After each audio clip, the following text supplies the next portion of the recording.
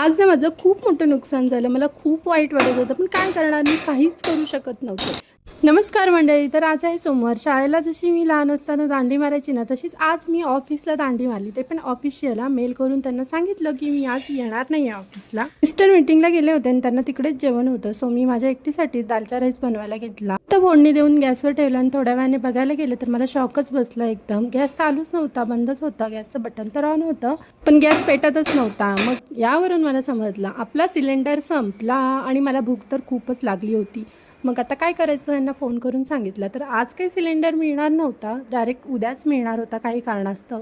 भूक खूप लागली होती म्हणून मग मी बाहेर जाऊन माझ्यासाठी पार्सल घेऊन आले आणि हे जेवण एवढं टेस्टी होतं ना की काय विचारूच नका. त्यातले गुलाबजामुन तर मला खूप आवडले. पोट भरून जेवल्यानंतर मी किचनमध्ये गेले आणि काही कारणास्तव सिलेंडर उद्या मिळणार असल्यामुळे मी दालचा राईस बनवायला ठेवला होता. एवढी छान फोडणी दिली होती, तो फुकट गेला आणि माझं खूप नुकसान झालं. मला वाईट वाटत होतं आणि मी काहीच करू शकत नव्हतं.